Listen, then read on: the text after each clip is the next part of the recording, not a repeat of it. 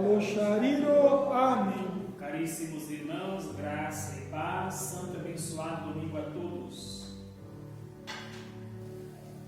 Lucas, em aramaico, Luco, Chilico, nos apresenta hoje a preocupação de Jesus sobre o conceito que as pessoas têm e fazem a sua pessoa. E então, faz assim aos seus discípulos a inquietante pergunta: quem dizem as pessoas sobre quem é o Filho do Homem? E o interessante disso tudo é que os discípulos acostumavam escutavam os mesmos comentários que chegaram até os ouvidos de Herodes, ou seja, que Jesus era ou João Batista, ou Elias, ou algum dos profetas antigos que assim havia ressuscitado. É bom lembrar, meus irmãos e minhas irmãs, que quando nós falamos de nosso Senhor e Salvador Jesus Cristo nos dias de hoje, nós temos toda certeza e realidade de quem é. Mas vocês sabiam que os apóstolos, porque Jesus tinha seguidores e muitos, mas ele escolheu 12, só 12, que eram os apóstolos. A esses apóstolos Jesus deu poder para eles. E a partir deles outros passaram a ter poderes também, que são os seus sucessores. E naquela época de Jesus Cristo, vocês pensam que os apóstolos eram como já Pedro Paulo está aqui do lado, a velhinha assim, ó. Os apóstolos tinham 17, 18, 19, 20 anos, sabia? Tudo novinhos cantando. Ao mesmo tempo em que eles viram Jesus crescendo com eles, porque aproximadamente eles tinham as mesmas idades. Tanto é que quando estavam 3 discípulos lá com João Batista, porque eles eram discípulos ainda na verdade de João Batista, aqueles molequinhos, aqueles garotos lá tomando banho lá com João Batista, daqui a pouco entra Jesus na água, também jovem, garoto, e é batizado. Jesus se retira da água, João Batista, novo também, aponta para Jesus e diz para os 3: olha, aquele ali é o Cordeiro de Deus, aquele que tira o pecado do mundo.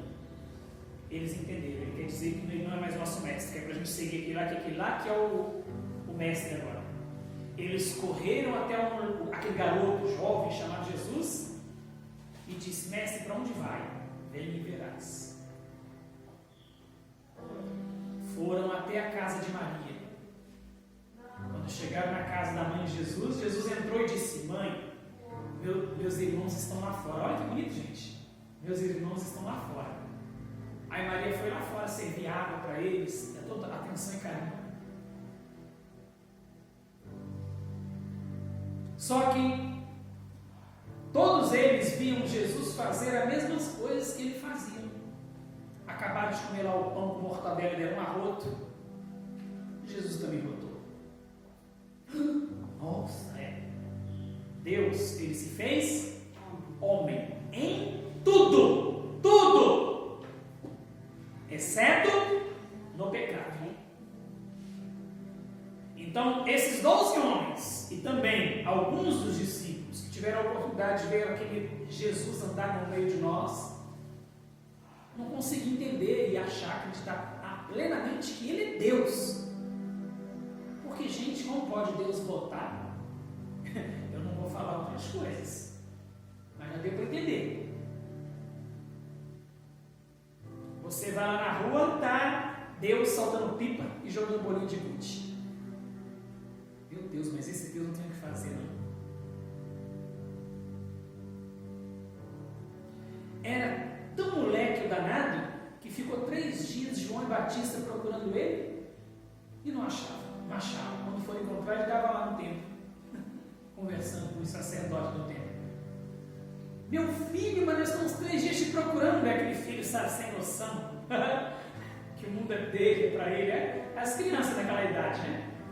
Nem deu conta que tinha que voltar para casa e estava tão interessante as coisas lá no templo, não é o caso hoje, que os filhos até esquecem de voltar para casa.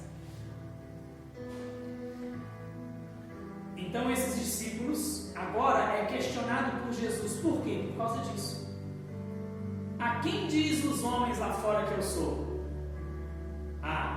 Dizem que o Senhor é Elias, que o Senhor é João Batista, que o Senhor é muitos profetas que reencarnou, voltou. Porque como que pode, meus irmãos e minhas irmãs, aquela humanidade daquela época conceber que Deus poderia um dia se fazer homem, rodando, fazendo tantas coisas que o ser humano que se fez homem faria? Não era fácil. Não é tão fácil que até hoje Jesus passa por meio da gente e a gente não consegue ver e reconhecer. Porque com aquela mesma humanidade que Deus agiu naquela época, com essa mesma humanidade Deus age nos dias de hoje. Até a ponto de alguém escrever uma música assim: entre nós está e não conhecemos, entre nós está e nós, né?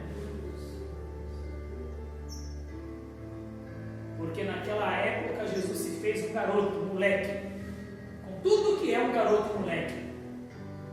E hoje será o que Deus está vestido? Nosso Senhor e Salvador Jesus está se vestindo de quê? E naquela época Jesus faz essa seguinte pergunta aos seus discípulos, aos seus apóstolos. Aqui vocês podem ver que ele perguntou primeiro para os apóstolos, os 12 que escolheram: o que dizem lá fora que eu sou?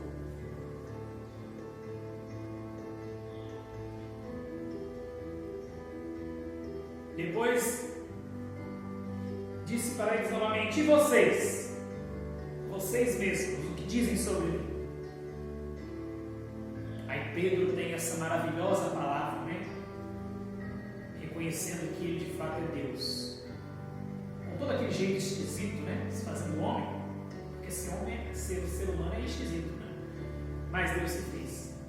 E Pedro reconheceu mesmo assim a presença de Deus ali.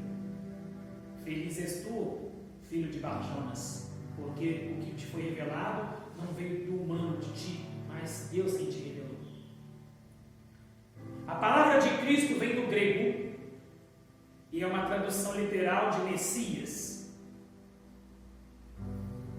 Mas em aramaico, Mishiro, repitam, Mishiro significa ungido, consagrado e enviado. Mishiro. Yeshua Mishiro. Yeshua Mishiro. Neshu não, viu? Eu não estou falando Yeshua. Yeshua Mishiro, em aramaico, significa Jesus. Yeshua, em aramaico, significa para o português Deus salva. Mishiro significa Cristo, em grego, Christos, quer dizer Messias, enviado, consagrado, ungido, eleito também, eleito. Todos os reis eram ungidos, quer dizer, eles eram eleitos. Eu fui ungido para ser sacerdote, eu sou eleito. Vocês que serão diaconistas e diaconisas serão ungidos, porque serão eleitos. Eleito por Deus, não é pelos homens. Por isso que nós, quando somos chamados de cristãos, não somos chamados de Mishiro, porque nós não somos Cristo, mas nós somos chamados de Mishiroi. Mishiroi quer dizer Cristo. Sabe como se fala pecado em aramaico? Rato. Rato. Se eu for falar que todos nós somos pecadores, ratoi. Ratoi, pecado. Mishroie, cristãos. Esta resposta de Pedro, então, meus irmãos, tem um significado, e é sobre isto que eu quero transmitir a vocês hoje. Os livros proféticos do Antigo Testamento falam da vinda do Messias, o Salvador, e atribui a ele o poder de curar os doentes, expulsar os demônios e trazer a paz ao povo. João Batista sabia disso, e é por isso que quando ele mandou seus discípulos perguntarem a Jesus se ele era o Messias antes de perder a sua cabeça, Jesus pediu que os discípulos de João o acompanhassem durante aquela tarde, enquanto ele realizou a cura de cegos, de aleijados. Depois disso, Jesus disse aos discípulos de João, que era quem? Que voltassem para dizer o que tinham visto. Jesus não queria dizer neste momento que ele era o Messias, pois muitas coisas ainda precisavam acontecer antes do seu martírio, da sua entrega. Então João Batista, como conhecedor das Escrituras, sabia desses sinais. Se Jesus já afirmasse desde este momento que ele era o prometido de Deus, seria um alvoroço e uma polêmica, e seriam ainda maiores do que este que já estava acontecendo. E isso poderia encurtar sua trajetória no meio de nós. Mas então as pessoas da época não sabiam que ele era quem? Ungido. Ungido de Deus, o Filho de Deus, que não deveria esperar que viesse outro. Pois é, não sabia. Somente os discípulos sabiam disso, e foram severamente proibidos de comentar isso com alguém até que ele passasse pelo martírio, sua morte e sua ressurreição. Ainda hoje, os judeus esperam a primeira vinda do Messias, porque eles não acreditam no Cristo que nós acreditamos. Eles acreditam que ele ainda está por vir. Para eles, Jesus foi apenas mais um profeta que teve a sua importância, mas que não libertou o povo como eles esperavam. O entendimento deles não permite que vejam a libertação que Jesus veio trazer, e assim o trouxe. A libertação da escravidão, a libertação do pecado e mais, da morte.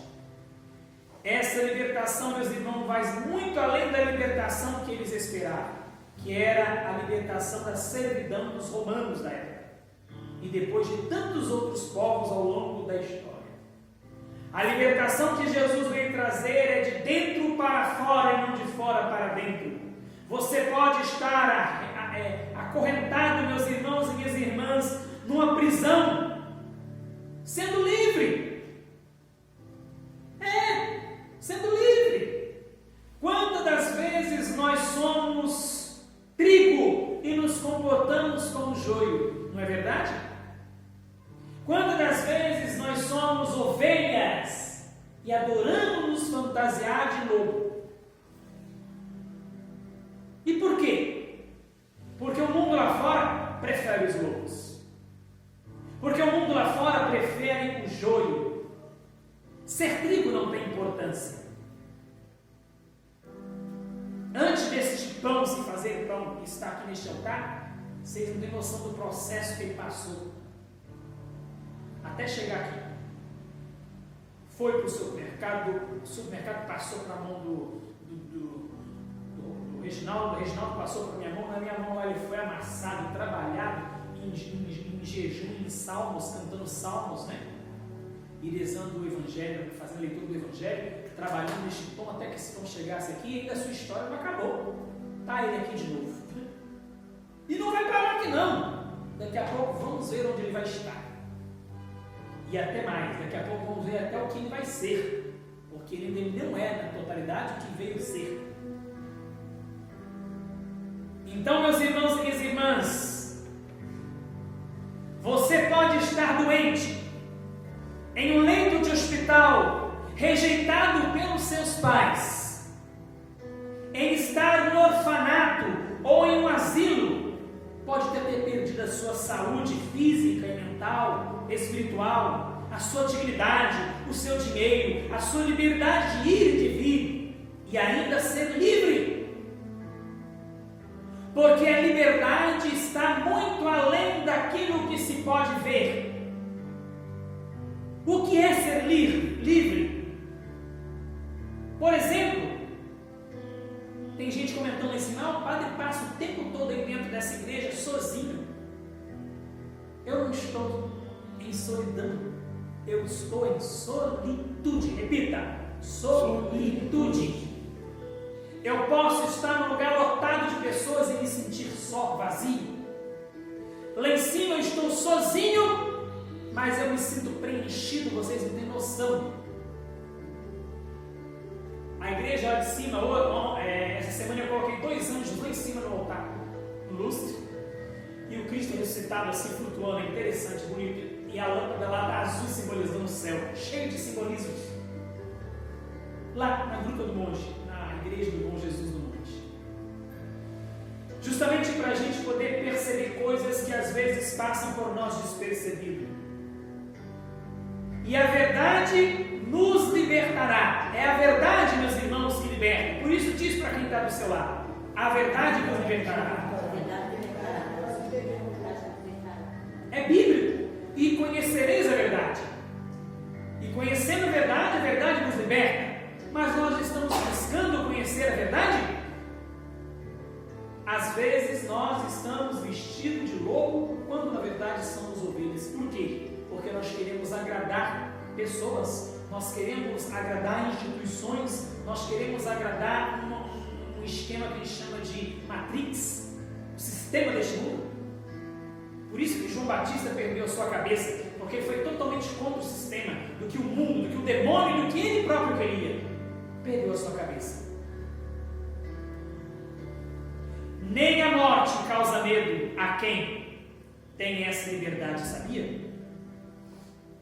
Para Pedro, Jesus é o Filho do Homem e o Deus que se fez humano, convivendo no dia a dia comum entre nós, entre as multidões, comunicando-lhe seu amor divino e eterno, que permanece para sempre, até além da morte. E é para ti quem é este Jesus? Pergunto eu agora. E para ti quem é este Jesus?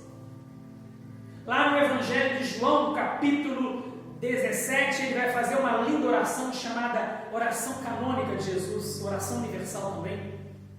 Pai, assim como eu e tu somos um, que eles também sejam um em nós. Olha que bonito. De modo também, Senhor, que onde eu estiver, estejam também todos aqueles que eu chamei. Nem a morte, como diz o apóstolo Paulo, poderá nos separar deste amor de Deus. Ele nos ama aqui e continuará nos amando lá. Mas, enquanto estamos aqui, lhe faço essa pergunta novamente. Para vocês, quem é este Jesus?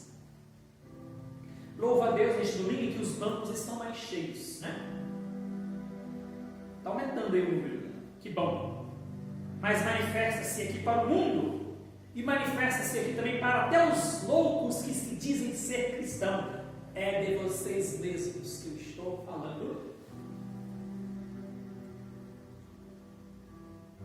Que quando vem as provações e o tempo em que de ser provado, nós mostramos que de fato não somos aquilo que tentamos dizer ser. Porque Jesus nos pergunta: e para vocês o que eu sou? Quando eu digo de fato creio em Deus, não são por palavras, já disse e volto a dizer, são minhas atitudes que se revelam isso. E Deus e a vida nos coloca à prova para poder mostrar se de fato nós estamos sendo fiéis. E em algumas circunstâncias a gente vacila. A pergunta: e vós? Quem dizeis que eu sou? Vou repetir, não é para expressar verbalmente, é com as suas atitudes. Principalmente no momento da provação, em que você está sendo experimentado pelo diabo, pelo mundo e por você mesmo. Porque muitas das vezes você mesmo, sem perceber, psicologicamente está se questionando. Exige aí, meus irmãos, um comprometimento pessoal. Repita: comprometimento pessoal. Aí vocês perguntam: Padre Efraim, mas como pode se fazer isso? Padre Efraim, como se pode fazer isso? Boa pergunta. é com comprometimento pessoal, meu. Já falei antes e volto a dizer, é estar disponível o tempo todo. Há também para as transformações que serão feitas a mim, depois que eu tomar essa verdadeira fé, essa verdadeira decisão. Pedro corajosamente mostrou sua crença, sua lealdade, ao afirmar que Jesus era o Cristo de Deus. E nesta confissão Pedro quis dizer que Jesus era o único Deus, Filho ungido para seus propósitos. Quais são os propósitos? A maioria não tinha ideia, portanto, Jesus não queria que seus discípulos divulgassem o que Pedro havia dito. Ao invés de um rei ungido para sofrer e morrer por pecadores, a maioria dos judeus estava à procura de um rei que trouxesse libertação política. Jesus então deixou claro o preço que teria que pagar para seguir a confissão de Pedro no mundo que não apenas estava confuso a seu respeito, e ainda está, como também encontra o seu ministério. Então, concordar com a confissão de Pedro significa causar conflito entre os crentes e o mundo, e os levaria assim a negar a si mesmos ao carregar a cruz do seu discipulado. Tem uma parte do Evangelho que vai dizer: vocês pensam que eu vim trazer a paz? Não vim trazer paz, eu vim trazer a guerra, porque colocarei pai contra os filhos contra os pais, o esposo contra a esposa e assim por diante. Não é isso que Jesus diz? Justamente por isso. O seguir, meus irmãos, que Ele te ensine a negar a si mesmo, carregar a cruz e segui-lo, pois sua promessa é: quem perder a vida por minha causa, este se salvará. Por isso, peça a Deus agora esta graça de ser capaz de entregar a sua vida nas mãos de Deus. Porque quem quiser ganhar a vida, perderá. Mas quem perder a vida por causa de mim, achará. Por isso, peça a Deus neste momento essa graça. Diga: Pai, só Tu podes revelar-me a identidade de Teu Filho Jesus Cristo, e que agora há pouco se realizará em mim, que eu a conheça, a testemunhe de forma verdadeira, para poder conformar com a minha vida, a tua vida, porque já não sou eu quem vivo, é Tu, meu Cristo, que vive em mim. Amém.